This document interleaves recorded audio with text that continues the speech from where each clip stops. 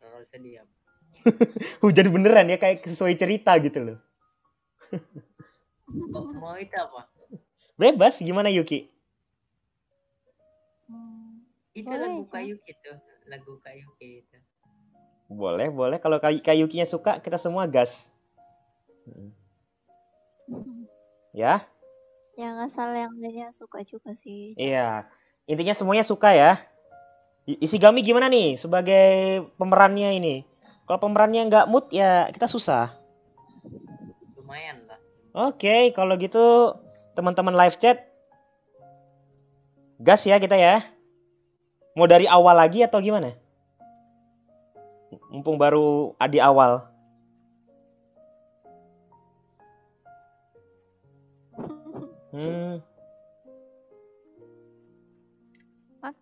Oke. Dari mana? Dari awal apa langsung lanjut? Dari awal. Oke. Semoga cerita dari gua bisa cocok ya. Ishigami To Beyond Tears Chapter 1 Endless Tear. Kehidupan terasa sangat sulit. Aku hidup dengan cara yang mungkin bisa membuat orang lain iri. Aku hanya bisa menjadi pribadi yang tangguh untuk tidak dikucilkan oleh orang yang lebih kuat. Aku ingin menjadi lebih kuat. Original story by me. I'm CRY.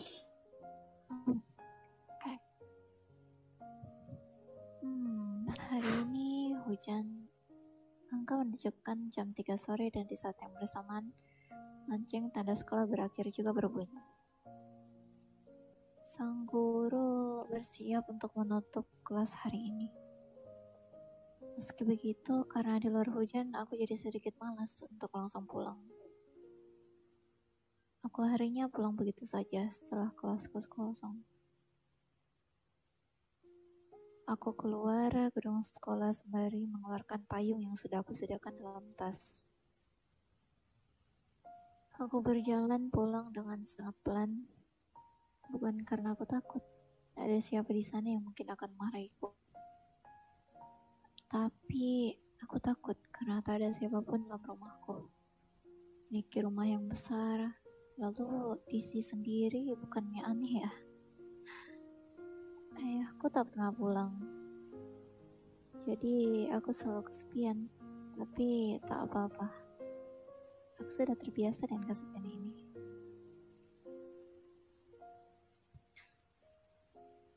Ada banyak teman di sekolahku, jadi aku tak akan kesepian. Ya, akan kesepian. Tak akan kesepian. 10 menit perjalananku dari sekolah menuju rumah, hujan pun terlihat lebih deras. Dari saat aku mulai perjalananku dari sekolah. Aku membuka rumah besarku, tapi yang aku sadari adalah rumahku tak terkunci. Aku sadar tadi pagi aku lupa menguncinya. Aku memasuki rumah sembari memegang payung yang sama sekali belum aku lepas. Aku merasa ada suara dari dapur. Aku sadar, aku memang melihara 2 ekor kucing. Tapi aku yakin mereka ada di ruangan yang berbeda. Dan aku sudah memastikan aku menciptakan makanan. Lantas, suara apa yang aku dengar dari dapur tadi? Aku dengan suara langkah yang tenang di hari yang cukup gelap karena derasnya sang hujan. Aku tak bisa melihat dengan jelas. Aku berjalan dengan ketakutan menuju dapur dengan memegang payung yang selalu aku pegang dengan erat. Dan siapapun yang ada di dapur harus aku habisi dengan kekuatan penuh. Aku mengintip ke arah dapur dan melihat sosok membuka kulkas dengan tanpa ampun dan membuang rasa takut seumur hidup ini. Aku dengan kekuatan penuh memukuli orang ini dengan payung yang aku pegang. Pencuri!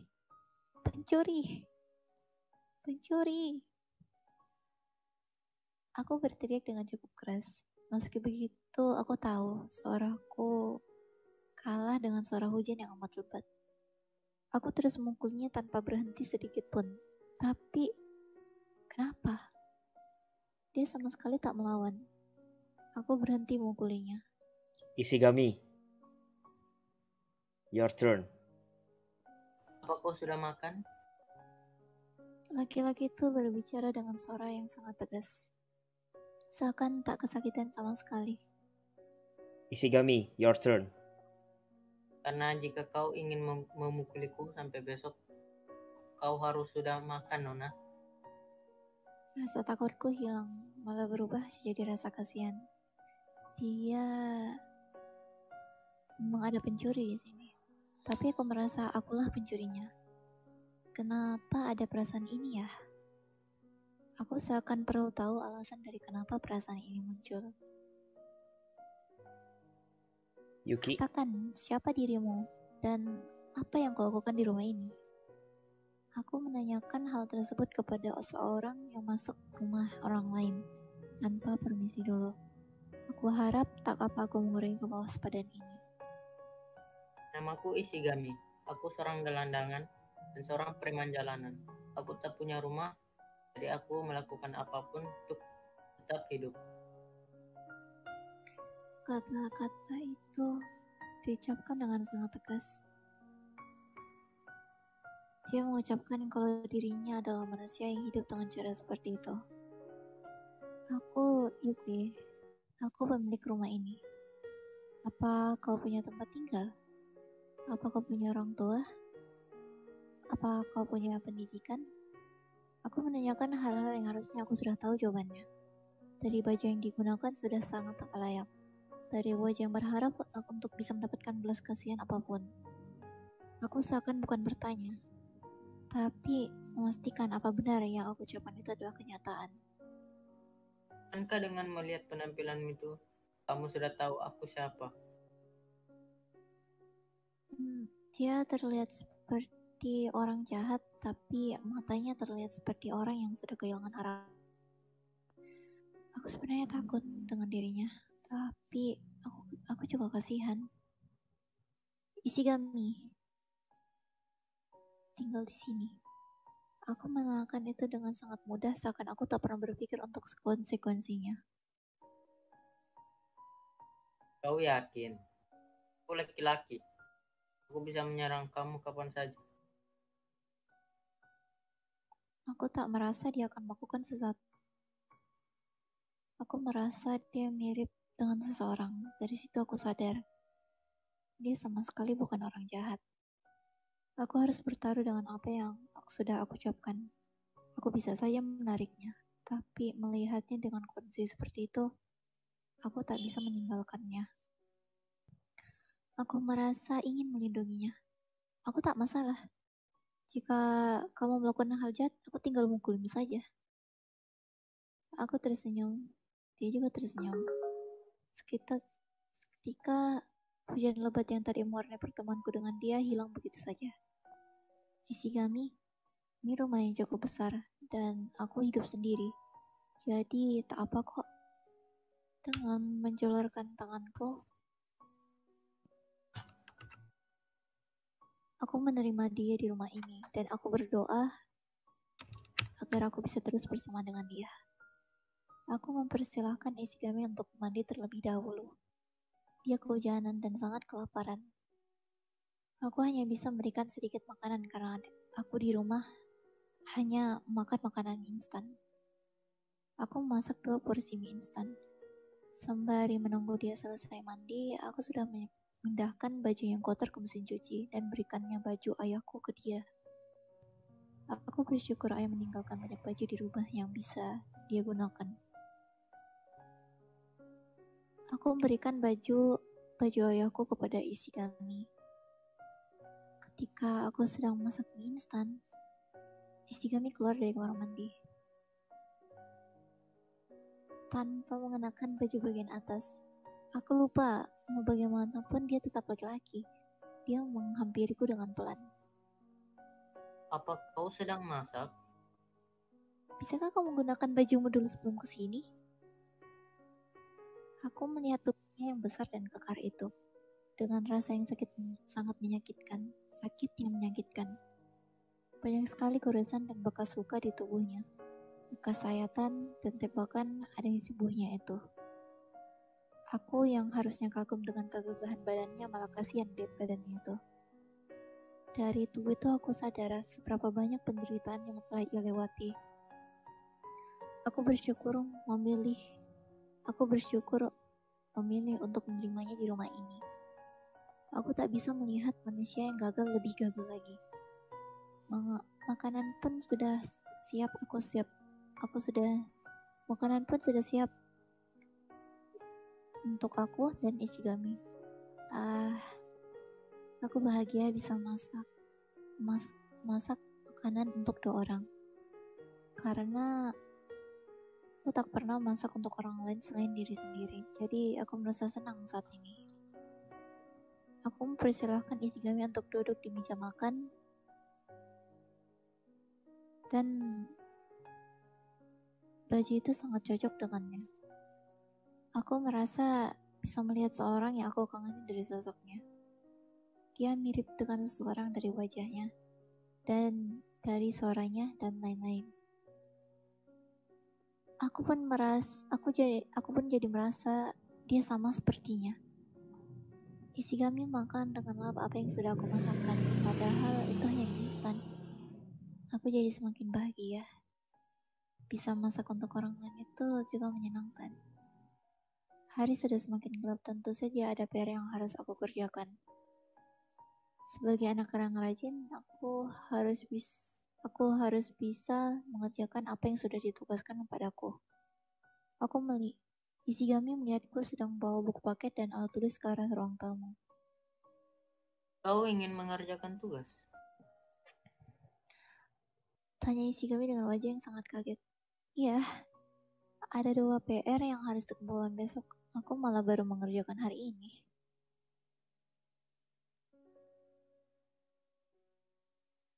Ishigami-kun. Kankah itu yang sering dilakukan banyak pelajar ya? Ishigami, berapa umurmu? 17 tahun. Begitu ya. Aku 18 tahun. Jadi mau tak mau aku lebih tua di sini. Ya paling aku bisa menganggapmu adikku mulai sekarang. Apa maksud dari kata-kata itu? Aku bisa tinggal di sini selama mungkin. Kata-katanya seperti meminta aku memberikan kejelasan dengan kebaikan yang sudah aku berikan. Tentu saja aku melakukan ini tak hanya untuknya, tapi untuk diriku. Setiap hari aku makan sendiri sembari menonton film. Aku belajar dan mengerjakan PR sembari mendengarkan musik. Aku muak dengan hal itu setiap hari, dengan nuansa hati yang sama. Bisa membuat orang lain bahagia, bukankah itu hal yang jauh lebih membahagiakan? Kau boleh tinggal di sini selama yang kau mau, tapi ya kau tak boleh masuk kamarku atau menyentuhku sama sekali. Kau tahu aku ini cukup manis, jadi jangan sampai nafsu mengeseberkanmu. Mustahil aku akan menyentuhmu. Kau sudah melakukan hal sebaik seperti ini padaku. Jadi aku tak akan membuatmu kecewa sama sekali. Daripada takut diusir, aku lebih takut tak membalas kebaikanmu. Aku membuka lembaran baru di buku dan bersiap untuk mengerjakan PR. Kata-katanya sangat menenangkan. Aku selalu mengerjakan PR dengan suara musik yang sama, tapi jika ada orang lain yang melihatku sedang berusaha dan memberikan suara yang berbeda, aku merasa sangat senang. Sudut kecil di hati ini sudah punya warna. Ishigami, maukah kau menemani aku di sini? Tentu saja. Jika itu bisa membuatmu nyaman, aku akan melakukan. Dia bukan anak yang jahat. Wajahnya terlihat sangat malang. Aku tak tahu masa lalunya dan bagaimana dia berakhir menjadi gelandangan. Mungkin ini bukan waktu yang tepat. Aku yang malah dipenuhi dengan rasa penasaran aku ini. Ishigami, maukah kau menceritakan sedikit cerita tentang dirimu? Tentangku, hanya punya cerita menyedihkan yang bisa kau dengar. Apa itu tak apa-apa? Tak apa kok. Lagian aku bosan jika hanya mengerjakan PR ini. Aku ingin sembari berbincang-bincang denganmu. Dia mulai menceritakan dirinya diawali dengan senyuman penuh bahagia. Seakan dia mau berteriak. Senangnya ada yang tertarik denganku. Ishigami. Punya cerita yang kelam. Orang tuanya sama sekali tak akur. Ibunya selalu melakukan kekerasan padanya. Sang ayah selalu berbohong terhadap ibu karena itu. Ibunya melampiaskan kekesalan padanya.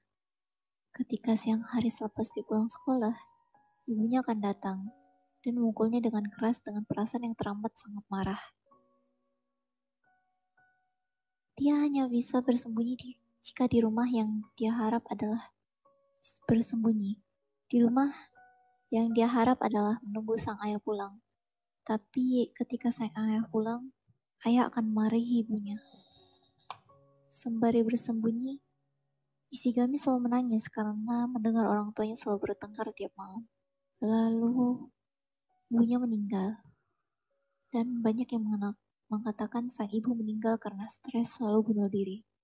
Di sisi lain, Ishigami berpikir sang ayah yang telah membunuh ibunya. Mengetahui kenyataan itu, Ishigami lari sejauh mungkin dari tempat yang dia sebut rumah itu. Dan memulai kisah hidup sebagai gelandangan. Tentu saja kehidupan jalanan tak mudah. Dia harus jadi copet, mengambil, dan menipu orang lain demi bertahan hidup. Maaf kalau ceritaku menyedihkan. Itu cerita yang cukup panjang, malah panjang sekali sampai aku lupa mengerjakan PR-ku. Aku melihat sisi yang sama sekali tak pernah aku sadari. Dia tetap hidup meski dalam keadaan yang sulit. Tubuhnya, fisiknya, mentalnya sudah diasah dengan sangat mengerikan. Di hadapan diriku yang memiliki kehidupan yang lebih baik, orang yang berada di hadapanku adalah orang yang benar-benar tangguh. Pasti sulit sekali ya bertahan hidup di luar sana selama kurang lebih 5 tahun. Ya begitulah. Kalau mau tidur tinggal cari jembatan. Kalau mau makan minum biasa dan sebagainya. Tapi paling tidak aku hidup sampai saat ini dan itu lebih baik dari apa yang aku bisa terima. Hey, apa kau punya cita-cita? Matanya tak pernah memperlihatkan dia punya harapan untuk hidup. Ekspresinya mengatakan, sepertinya mati itu lebih enak. Aku tak tahu apa yang terjadi dalam batinnya ketika melewati kisah yang sangat kelam itu. Sungguh luar biasa dia bisa hidup sampai saat ini. Dia hanya anak terlantar. Cita-cita ya. Aku dulu ingin sekali menjadi pemain bola profesional. Bermain di lapangan hijau dan disoraki banyak orang itu. Pasti menyenangkan. Begitulah. Oke, baiklah. Kalau begitu tunggu aku ya. Aku ingin mengerjakan PR-ku lebih cepat lagi. Menjadi pemain bola ya. Benar-benar cita-cita banyak lelaki. Aku menanyakan itu ketika aku tak pernah memikirkan apa keinginanku di masa depan. Tapi melihat pria yang punya cita-cita meski masalah menyedihkan, aku juga ingin punya cita-cita. Yaitu... Oke. PR-ku udah selesai. Ishigami, kamu main bola? Bukankah ini sudah malam? Ya, aku tahu.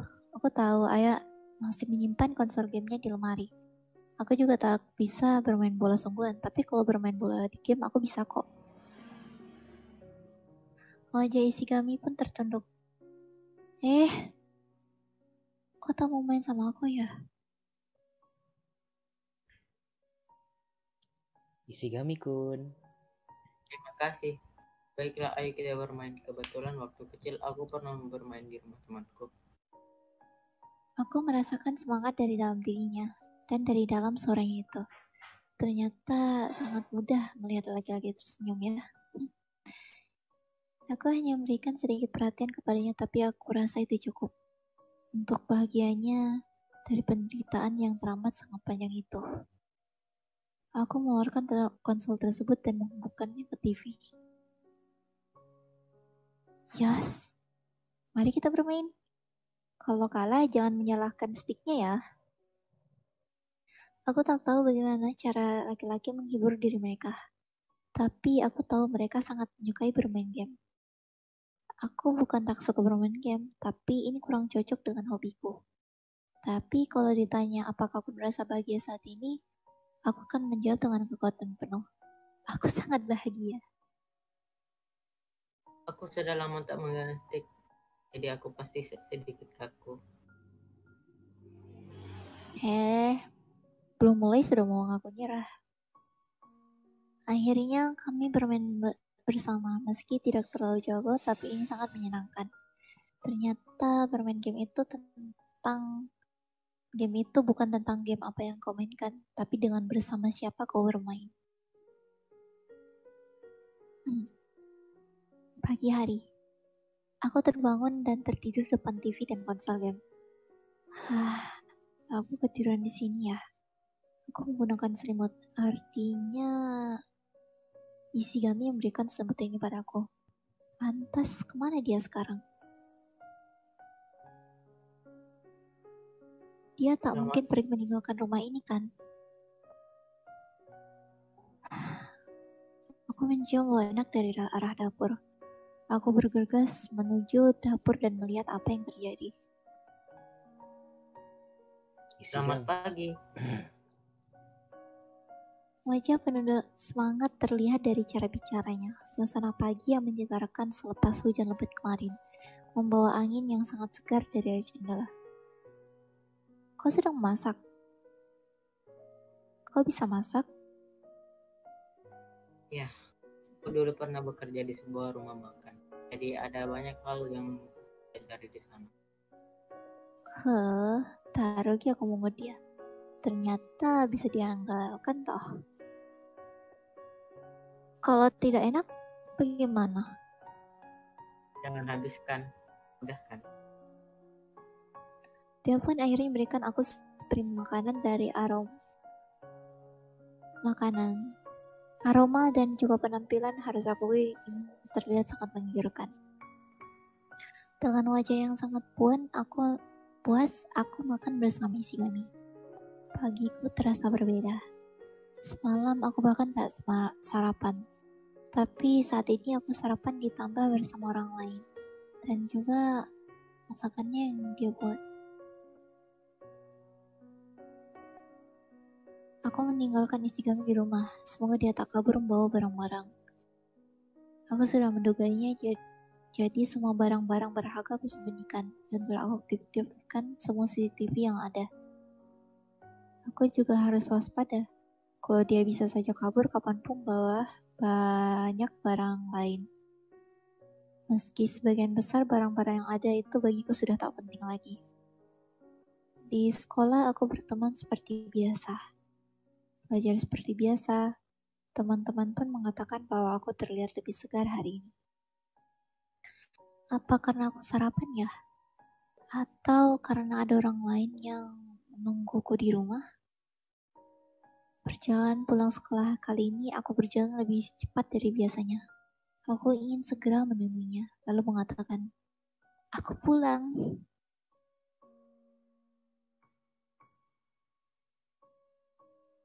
Aku pulang. Aku membuka pintu rumah. Selamat datang. Aku melihat ada seseorang yang sedang di rumah sembari melakukan pekerjaan rumah tangga. Apa-apaan sih pria ini? Dalam senyumku aku bergumam. Bukankah kita terlihat seperti pasangan suami istri, tapi perannya terbalik? Apakah kau selalu punya jam segini?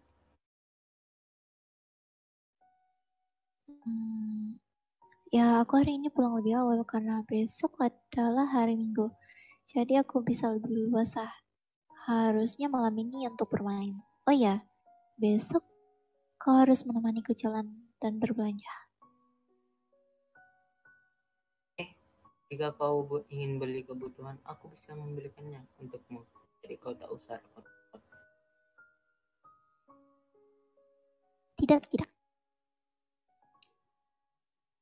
Kau harus menemani sebagai penjaga atau apalah terserah. Jangan menolak. Oke? Iya, Tuan Putriku. Dengan suara puas dia mengatakannya. Aku ingin sekali bisa berbelanja dengan seorang pria. Yang aku selalu iri dengan teman-temanku yang bisa kemana-mana bersama pacarnya. Aku juga ingin rasa seperti itu. Keesokan harinya. Gawat. Tidak ada baju ayah yang bagus dan cocok untuk isi kami. Aku sedikit pun tak ada sedikit pun di lemari ayah. Hanya berisi baju-baju setelan dan juga norak. Memang ayah ini seleranya apaan sih? Aku bisa memakai baju apa saja kok. Tidak. Kau harus menggunakan baju yang keren. Aku bisa malu kalau aku ditemani laki-laki dengan baju biasa saja. Jadi mau sampai kapan kau memilih? Ya sudah, pakai baju yang biasa saja. Lagian dari awal dia juga sudah kelihatan keren, jadi apa kan? Dalam perjalanan, aku selalu bertanya kenapa dia berjalan sangat lambat. Aku harus mengikuti kecepatannya agar dia tak ketinggalan. Mungkin dia ingin berjalan dengan waktu yang lama bersamaku. Isigami-kun. Itu. Selama kau di jalanan, apa yang kau rasakan? Dia tak menjawab apapun dan hanya menundukkan kepalanya sembari memperlambat langkah kakinya. Rasanya aku seperti tidak ditakdirkan untuk hidup di dunia ini. Menjadikan sekali ya. Apa kau tak iri dengan kehidupan orang lain? Mereka hidup lebih baik dari dirimu loh. Kalau tentang itu, aku merasa lebih beruntung dari mereka. Kenapa? Kenapa kau bisa berpendapat seperti itu? Kalau mereka terluka di saat yang tak seharusnya mereka bisa berakhir seperti ibuku juga. Alasan ibuku berakhir seperti itu adalah selama hidup dia selalu manja. Mentalnya tak pernah dirancang. Setiap luka yang hadir adalah hal yang tak ingin dia rasakan sama.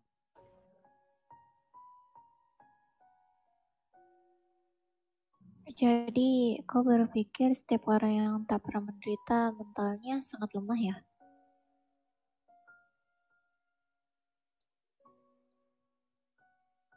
Isigami-kun. Tak hanya ibuku. Bukan ya? Iya itu, iya. Yang mana? Tak hanya ibuku, bener-bener. Oh itu ya. Hanya ibuku, aku sudah melihat banyak orang mereka lahir dengan keberuntungan yang luar biasa. Saat aku sekolah pun ada temanku yang mengakhiri hidupnya gagal mempertahankan peringkat sebagai yang terbaik di itu.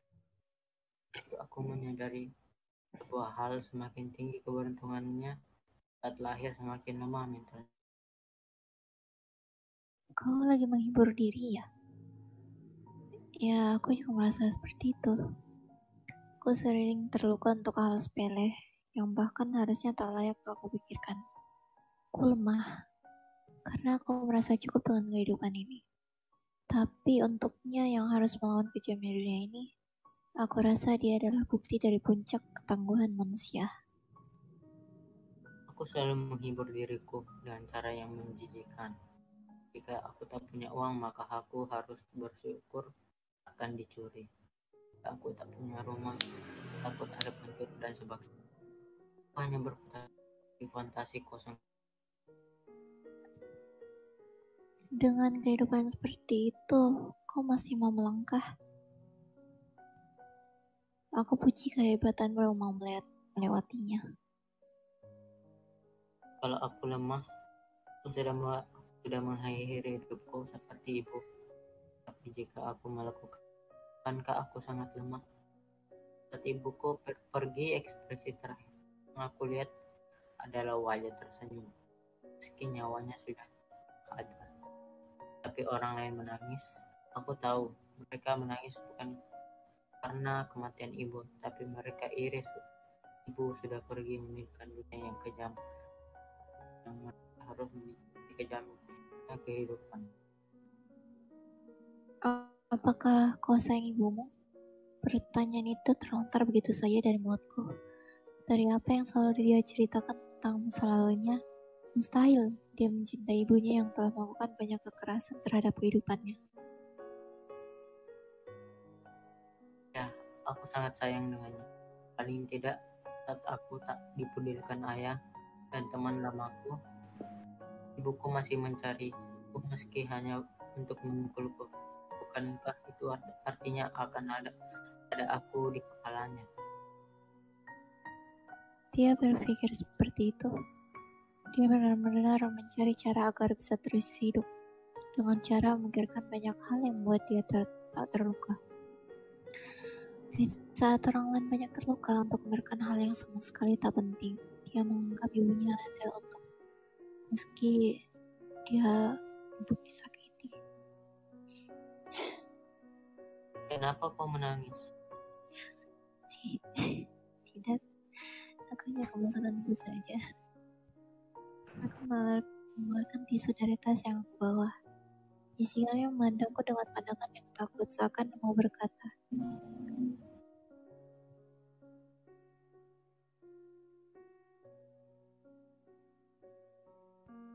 tapi yang salah dari hadirnya aku untuknya di sini adalah karena aku menangis.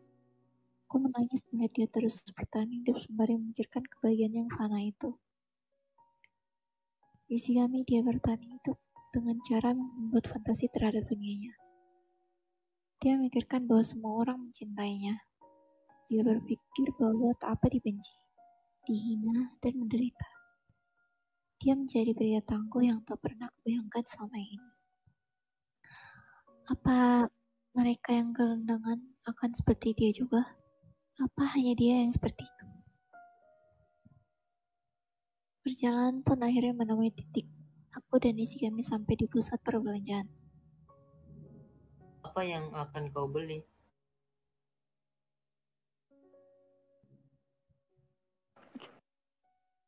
Ya, ada banyak sih. Tentu saja baju baru dan lagi ke juga harus beli baju. Baju ayahku tak ada yang bagus untukmu nanti. Aku tak bisa membawamu jalan lagi kalau masih kelihatan norak. Kalau itu aku tak perlu. Aku bisa menggunakan baju apa saja. Aku kan sudah bilang, aku yang malu kalau kamu pakai baju yang biasa saja. Dengan bertegas dan sedikit marah, ya akhirnya dia membeli baju baru. Paling tidak aku bisa berinya hadiah karena telah mengajarkanku banyak hal. Jadi berapa harganya? Aku yang bayar, aku tak perlu khawatir toh. Aku yang maksa beli untuk diriku sendiri kan, kau tak perlu mempermasalahkannya. Terima kasih, akan kujaga dengan baik.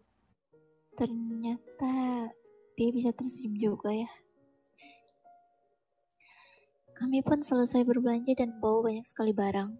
Isi kami dia tertahan di sebuah toko dan balangi sebuah baju, yaitu seragam sekolah. Iya. Dia bercerita hanya sampai kelas 1 SMP, lalu dia kabur dari sang ayah dan meninggalkan rumahnya. Kau mau baju seragam kah? Biarpun aku mau sepertinya, bukan hal yang penting lagian. Aku tak bersekolah, pendidikanku sudah cukup untuk membuatku bisa bertahan hidup. Terkadang ada hal yang aku pikirkan, apa yang terjadi jika aku tak bersekolah? Apa aku akan bisa menikmati hidup, tapi kehidupanku di sekolah juga begitu-begitu saja? Aku tak punya prestasi yang luar biasa, tapi aku bosan dengan melangkah maju dengan cara seperti ini. Aku melihat teman-teman, aku stres dengan dunia pendidikan. Ada yang sudah les di 3 tempat masih juga gagal. Ada yang belajar sampai sakit-sakitan juga masih gagal.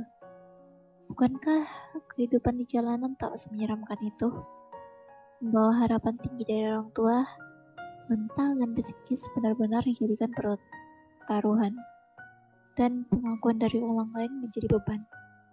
Kenapa ya?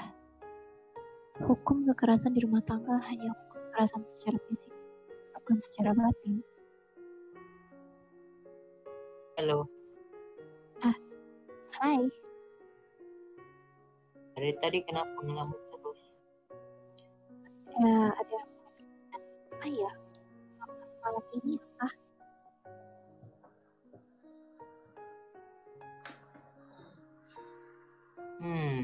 Aku lihat dari apa yang di dapur, bagaimana dengan nasi goreng? Kau suka? Makan makanan seperti itu, aku nanti cepat gendut tahu. Ya sudah, yang ya. Tak perlu, daripada menjadi gendut, aku lebih ingin merasakan bagaimana rasa masakanmu. Memang sebelum aku ada kau biasanya masak apa? Mie instan lah, apalagi. Dengan perasaan penuh keceriaan, aku menonton Isigami pulang ke rumah. Di antara langkah pulang yang kami lalui, entah kenapa langkah kaki Isigami lebih cepat dan lebih panjang. Seakan ingin mengatakan, aku segera pulang dan masakan makanan untuk seseorang. Aku hanya bermain-main dalam fantasiku tentang apa yang Isigami pikirkan. Tapi bermain-main dalam fantasi itu tak begitu buruk kok. Pelan langkah mengikuti seberapa indah ritme suara kaki kami. Sadari kami hanya berjalan menuju sebuah tempat yang disebut rumah. Selama ini, aku tak pernah pulang ke rumah bersama seseorang. Hanya saja langkah kaki yang terasa cepat ini membuatku berdoa agar bertahan selamanya.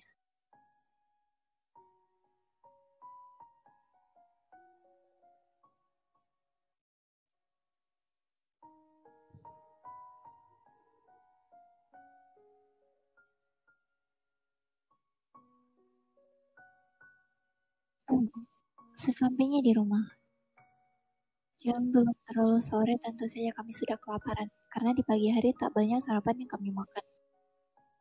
Sembari meletakkan barang-barang yang dibeli, ia mengambil pisau dan memotong banyak sekali sayuran di dapur. Aku tak memiliki ibu, jadi aku tak tahu rasanya dengan suasana hangat di dalam rumah. Aku merasa sangat hangat dengan kehadiran Isigami yang sedang melakukan pekerjaan yang harusnya bisa kurasakan jika aku memiliki seorang. Adakah yang bisa kubantu? Ingin sekali aku mengatakan itu, tapi aku tak mampu mengatakannya. Menatapnya dengan sangat sigap melakukan pekerjaan rumah membuatku iri sekali. Tapi aku bahagia. Ini adalah pemandangan yang mungkin tak akan terjadi jika aku tak melakukannya.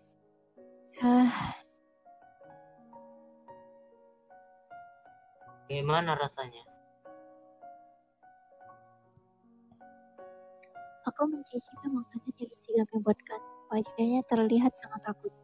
Apabila aku mengatakan tidak enak, gimana ya perasaannya? Dengan sedikit wajah muram, terlalu manis. Dan juga aku tak suka betul. Dengan sedikit wajah muram, aku memberikan komentarku. Jadi begitu ya. Apabila tidak sesuai selera. Wajah Isigami kepadar.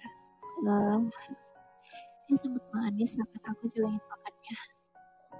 Artinya besok kalau kamu mau masak lagi jangan lupa kalau aku tak suka wortel ya. Semoga kata-kata kau memberi harapan. Kau bilang seperti itu saat kau sangat lahap makan.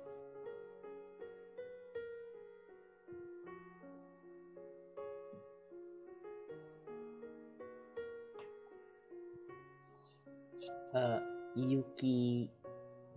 Apa aku bilang ini tidak enak? Semoga kau bisa tersenyum. Isigami, terima kasih karena telah hadir di sisiku. Pagi hari mendung. Aku bersiap bersekolah dengan bawa payung. Isigami, kau tetap di rumah ya. Dan lagi selama aku sekolah, kamu jangan keluar rumah sama sekali. Aku sudah memberitahu tetangga kau adalah adikku, jadi jangan melakukan hal yang aneh selama aku sekolah. Kau seharusnya mengatakan itu sejak kemarin. Aku pergi ke sekolah dengan perasaan ceria.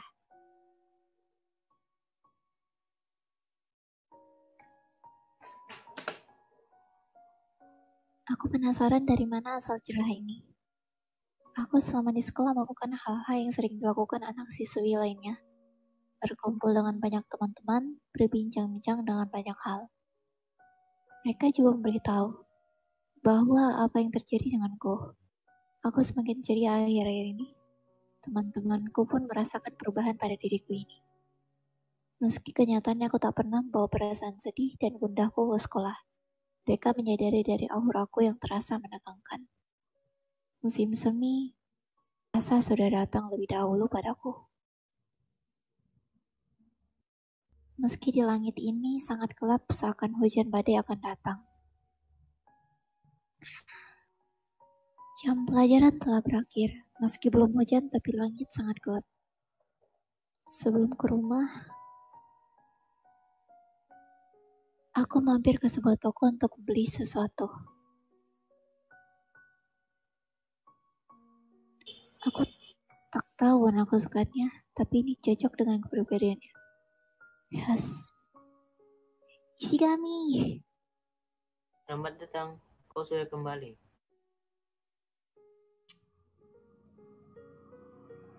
Aku menatap rumah yang sangat bersih. Kamarnya pun selalu kulihat sangat bersih. Dan ada kamar tamu di rumah ini yang tak pernah ada isinya karena tentu saja tak ada yang pernah bertamu kemari. Aku juga mengatakan pada Ishigami tak menyentuh kamarku, jadi aku selalu kunci kamarku setiap keluar kamar. Ceklek. Suara Kau selama kamera HP. memfoto- Kau selalu memfoto aku setiap hari. Ya, aku hanya lihat baru saja sih. Bagiku, itu tak jauh beda seperti anak yang aku besarkan sendiri.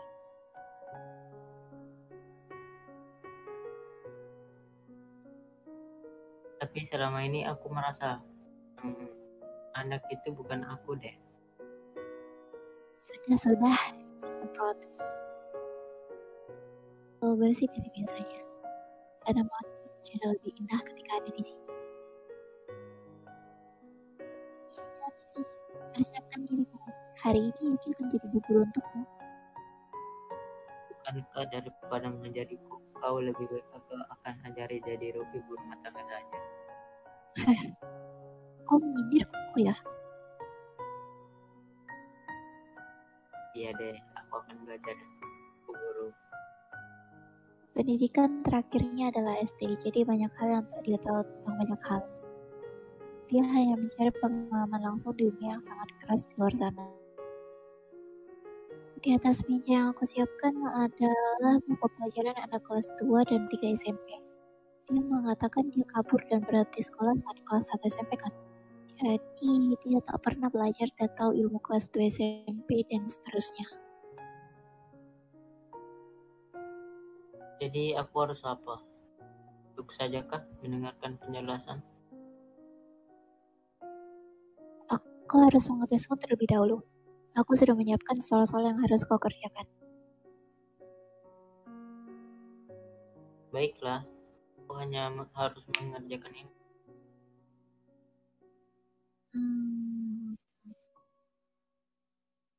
Dia mengerjakan soal yang aku berikan dengan serius. Dari mana dia mendapatkan ketenangan seperti ini? Kau sangat konsen sekali. Apa saat sekolah dulu kau juga seperti ini? Aku saat sekolah selalu mendapat nilai.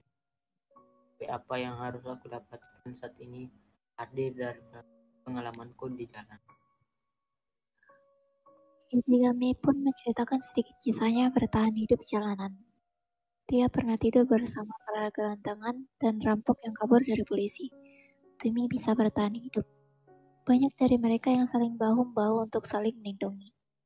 Agar dilindungi, mereka harus membawakan makanan untuk semua anggota. Para gelandangan itu pun mengajari Ishigami banyak cara mencari uang demi mendapatkan perlindungan mereka. Seorang anak-anak tak akan dibawa ke jalur hukum apabila mencuri, mencopet, dan sebagainya. Dari orang dewasa, mereka akan dibebaskan kalau ketahuan, karena orang dewasa sangat malas mengurus kasus seperti ini. Tentu saja perlu konsentrasi untuk melakukan kejahatan-kejahatan seperti itu. Dari situlah Ishigami mendapatkan ketenangannya.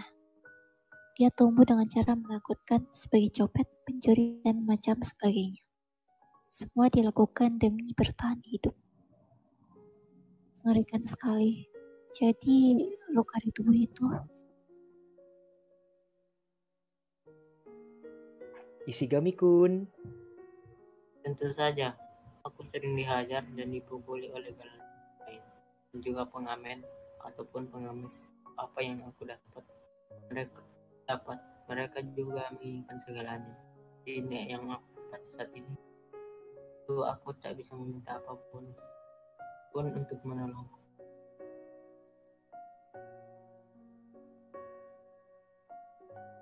lantas. Kalau kau berakhir seperti ini, kenapa kau bergabung dengan para gelandangan itu?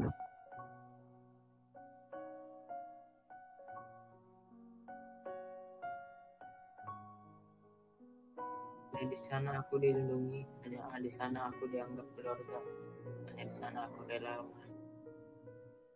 Hanya karena sepertiku di sana aku lebih beruntung, tak ada cacat fisik maupun psikologis. Di sana aku adalah pemandangan paling mengerikan yang tak beruntung.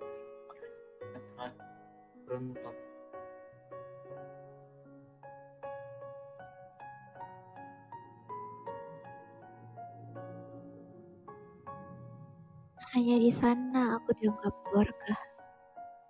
Kata-kata itu seperti masuk dengan sangat keras.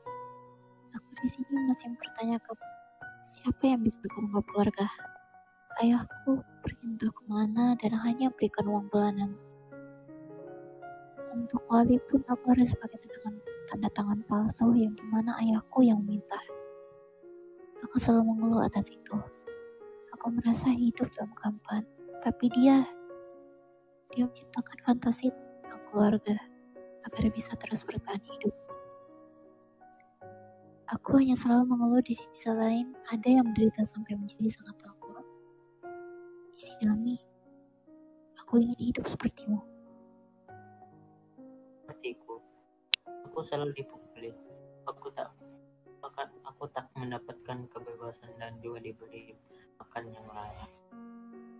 Setidaknya aku menjadi pribadi yang sangat tangguh. Aku sadari kenapa selama ini aku lemah. Aku tak pernah menempa diriku dengan percintaan antara hidup dan mati. Ishigami selalu merasakan rasa di mana dia akan mati kapanpun. Aku jadi wanita lemah selama ini. Aku hanya terpaku dalam ilusiku saja. Tapi paling tidak kau bisa hidup lebih beruntung dari orang lain. Kau punya rumah untuk pulang. Iya, aku tahu kok. Ishigami, aku punya permintaan. Apa itu? Peluk aku. Dengan malu Ishigami meletakkan pena yang dia gunakan untuk menjawab soal dan coba merangkulku. Hangat. Itulah yang pertama kali aku rasakan. Aku tak pernah dipeluk bahkan oleh orang tuaku sendiri. Aku baru tahu dipeluk bisa senyaman ini. Ishigami sangat besar dan dadanya yang lebar sangat pas sekali menjadi tempat untuk bersandar. Aku merasa bisa melakukan keluh kesahku dalam pelukan ini. Tapi beberapa tahun aku menyampaikan itu. Di saat orang yang melukku memiliki kisah yang lebih kelam lagi. Aku tak bisa terus-menerus menjadi wanita lemah. Tapi kenapa apabila di hadapan pria ini aku selalu ingin menjadi wanita lemah? Aku juga ingin jadi wanita tangguh tapi tidak di hadapannya.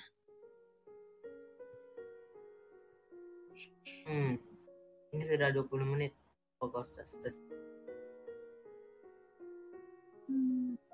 menit lagi. Aku malah menawar kebahagiaanku ini.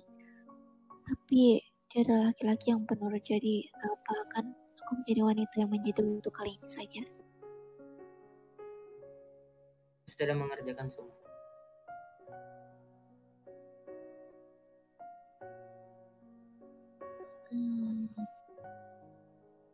Dia memberikan lembar soal yang sudah dia kerjakan. Aku pun mengecek semua jawabannya dan semuanya benar. Tapi dia bohong soal pendidikannya. Hei, apa aku benar-benar masih kelas 1 SMP? Gua terkejut. Bukankah wajar anak kelas 1 SMA? Tapi ini kan soal kelas 1 SMA. Aku aja yang sudah kelas 3 bisa kesulitan mengerjakan soal ini lagi. Kenapa dia melakukannya? Beritahu padaku kenapa kau bisa mengerjakan dengan benar. Aku harus menceritakan masa laluku lagi. Kita akan selalu penasaran dengan masa lalu. Sekolah adalah tempat yang sangat indah. Kami selalu bersekolah saat laki lucu yang masih belum puber. Dia memanfaatkan kakak SMA untuk mendapatkan uang. Dan cara dia mendapatkan uang dari kakak SMA bukanlah hal yang benar-benar waras. Aku tak bisa mengatakan apa yang mereka lakukan. Demi menunggu para kakak baik hati yang akan memberikan uang. Dia selalu menunggu dari balik tembok kelas. Sesekali dia melihat dari jendela dan selalu mendengarkan apa yang disampaikan guru di kelas tersebut. Lalu, apabila kelas telah selesai, kakak baik hati akan menemuinya dan melakukan pekerjaan itu. Kau sejak kecil sudah melakukan hal seperti itu? Apakah alasanku bertahan hidup tak cukup? Aku sangat kaget atas alasannya tersebut. Aku tak menyangka dia akan melakukan hal sampai segitunya. Jadi begitu ya. Di sekolah aku juga melihat banyak anak umur belasan tahun terlihat seperti anak SMP berkeliaran dekat sekolah. Ternyata hal seperti itu yang dilakukan. Apakah kau dapat uang yang cukup banyak dari situ? Uang jajan anak SMA tak begitu banyak. Mereka mau memberiku saja. Aku berterima kasih. Dia harus melakukan hal seperti ini di usia yang sangat muda. Hal yang tak pernah bisa kubayangkan bertahan hidup dengan cara itu juga ada. Memang seperti apa kakak SMA baik hati yang biasa memberi uang jajan itu? Aku penasaran apa di kelasku juga ada orang yang beri uang jajan pada anak kecil seperti yang dilakukan Ishigami? Anak berbakat dan juga harapan orang tua. Siswa SMA seperti mereka lah yang memberiku uang jajan dari apa yang sudah aku berikan. Ishigami bercerita bahwa kebanyakan kakak pelanggannya adalah wanita-wanita dengan predikat luar biasa dan juga dari penghargaan yang banyak.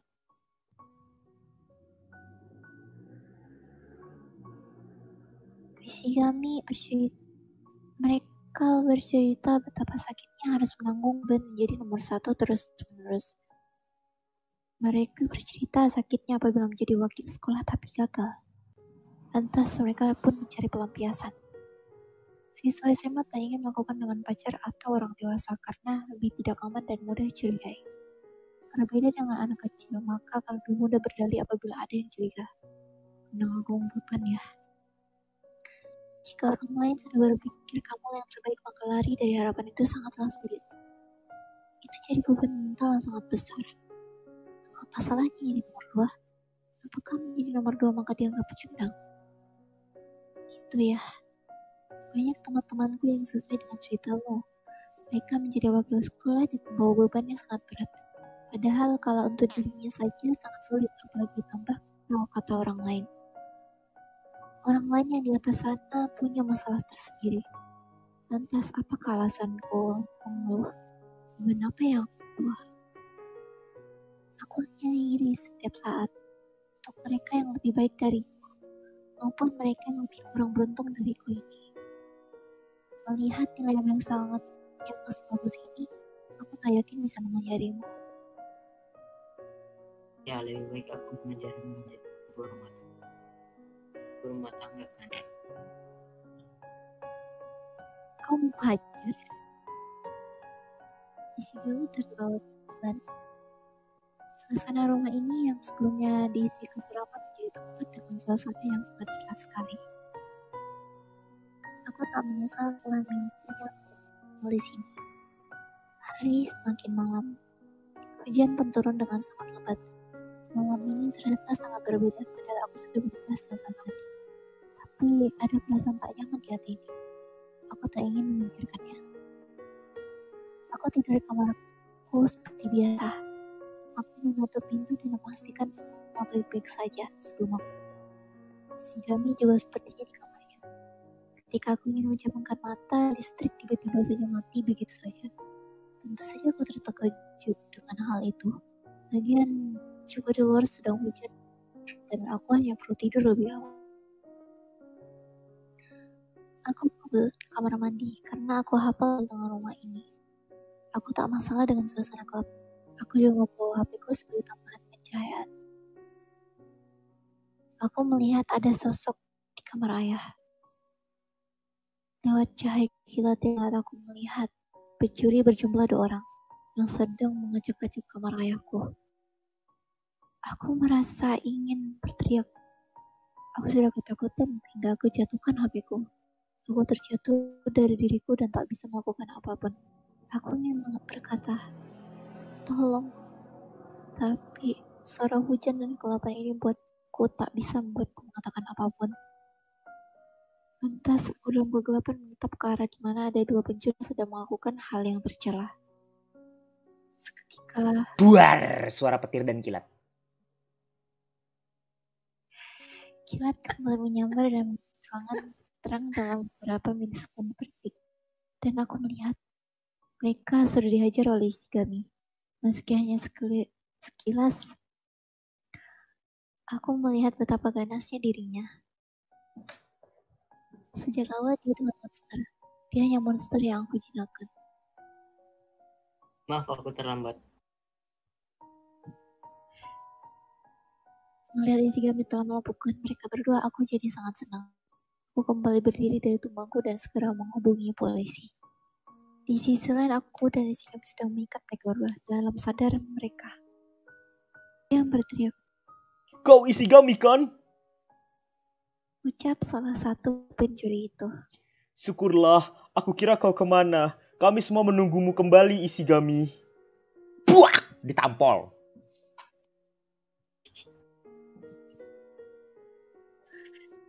Ampun, Ishigami pukuli lagi mereka berdua sampai dia tak bersisa. Polisi pun datang dan beringkus mereka berdua. Aku pun tenang, tapi tidak dengan Ishigami. Aku lupa.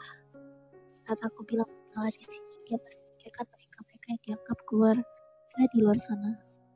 Dengan profesi yang sama sebagai pemandangan dan beritaan yang sama. Aku takut dia memilih pergi dari sini. Pagi hari, tadi malam itu membuatku terlambat bangun. Jadi aku bolos hari ini. Tok tok tok, suara pintu diketuk paket.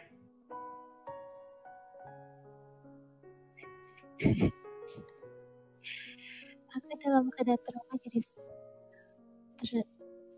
jadi sarung katakan itu sama sekali tak buatku bergeming. Maaf aku masak ya.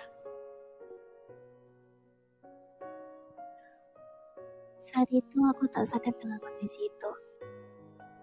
Hal yang seharusnya tak boleh lihat malah terlihat begitu saja di hadapanku. Kamarku adalah tempat yang sama sekali tak boleh lihat. Kamarku ini penuh dengan foto-foto Ishigami yang selalu aku upload setiap hari. Ini tak seperti yang kau lihat. Aku menjelaskan panjang lebar tentang ini. Dia hanya kaget dengan wajah tak percaya tentang apa yang aku lakukan.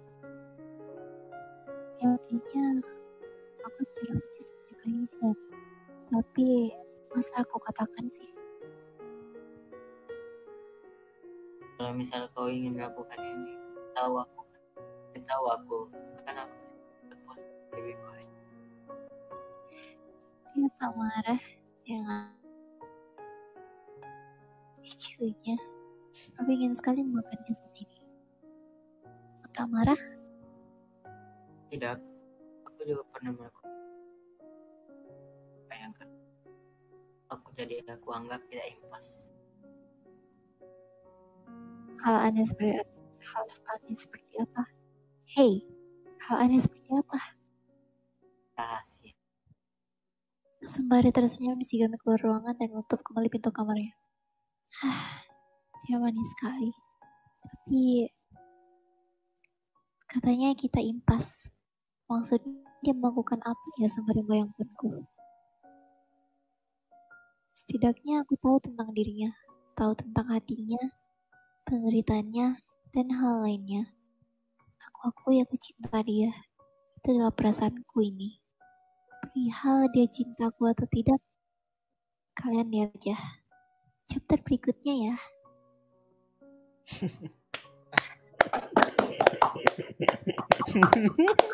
Aduh, gua langsung ngeras loh. Udah jam 9:30 kata gua. Ya udah ya. Terima kasih untuk para dubber ya. Aduh. Kalian itu kok katanya cerita lawak. Sejak kapan kita cerita lawak, bro?